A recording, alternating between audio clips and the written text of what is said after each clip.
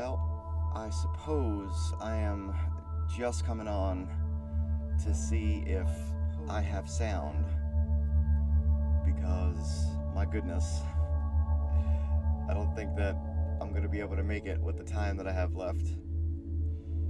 So if there's anybody out there that could at least let me know that in fact we have returned with sound, I suppose what I would do is talk to y'all for a few minutes about what's on my mind. Is there anybody out there? Can you hear me? I suppose this is somewhat of a test at this point. So sorry to have lost the opportunity this morning. And you would think that these things would just work. I tested it all last night. What's interesting is that the conversation today is about preparedness, right? The conversation today is about preparedness.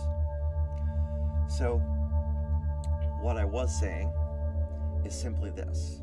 We are in fact backed. We're back to the future. We're back to the now, back to the place that you've never left.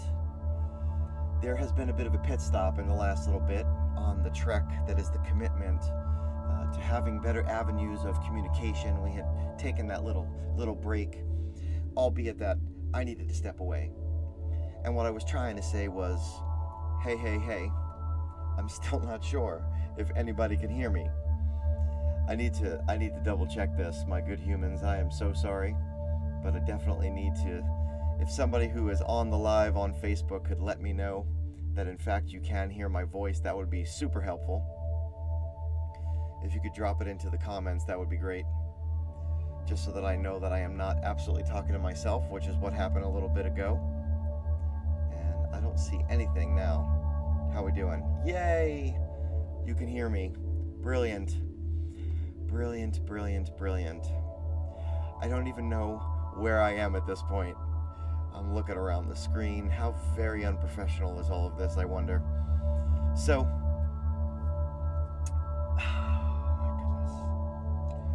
my goodness.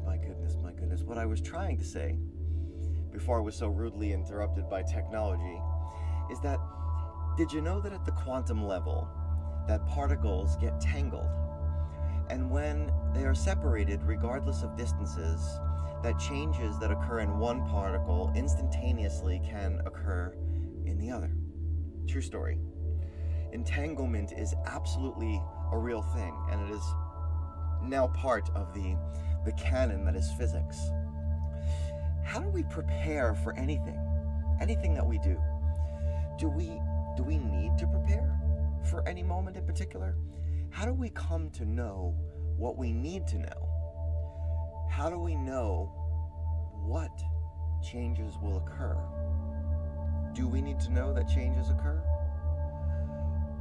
While away, I had been meditating on all that we share here, and it occurred to me that as we spend a bit of time away from consistency, meaning the everyday schedule of things, that indeed you are sort of traveling, right? The essence of travel is from a point to a point.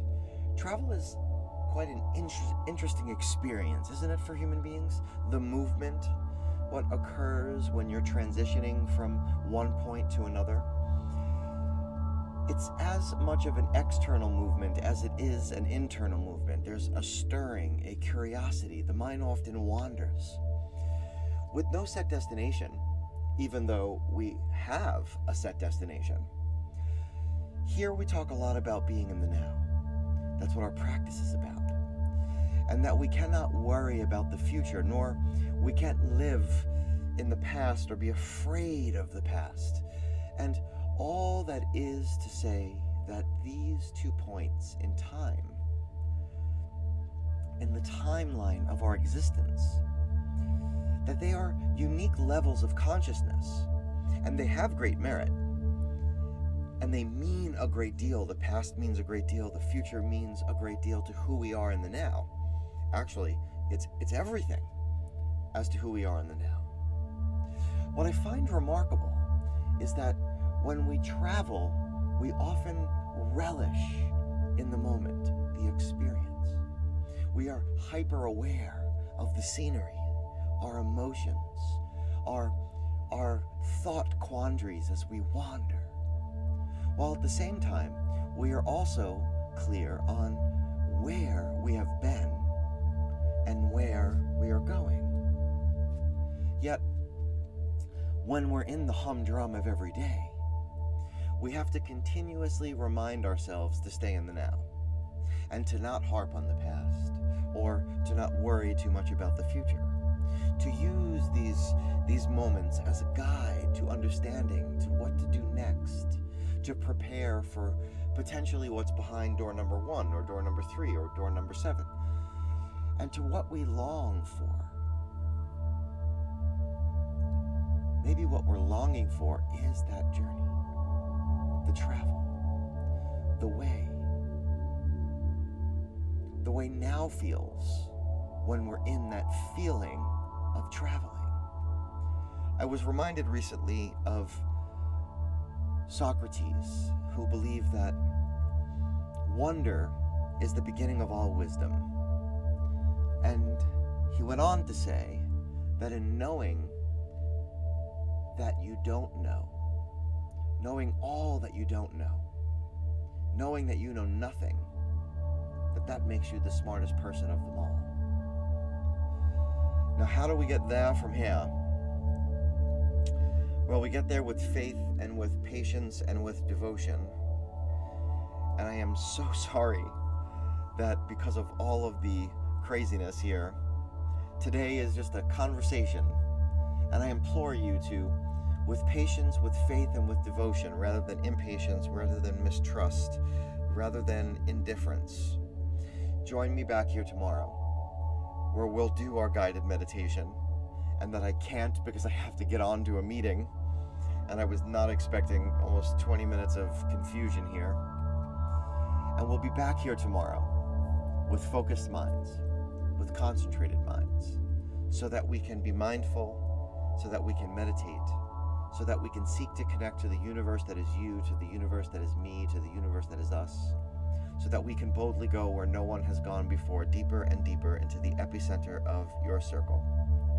And my apologies today for it being so anticlimactic. And nonetheless, we are back. However much that we may stumble through the day, maybe more for me than for you. Happy Mon Tuesday, indeed. Happy Mon Tuesday, indeed. So, apologies, my good humans. Spend a little time breathing. Spend a little time focusing on you. I'll see you back here tomorrow. The song today is The Wonder of You, and I'll share it out. Peace and love, my good humans. Peace and love. Many apologies.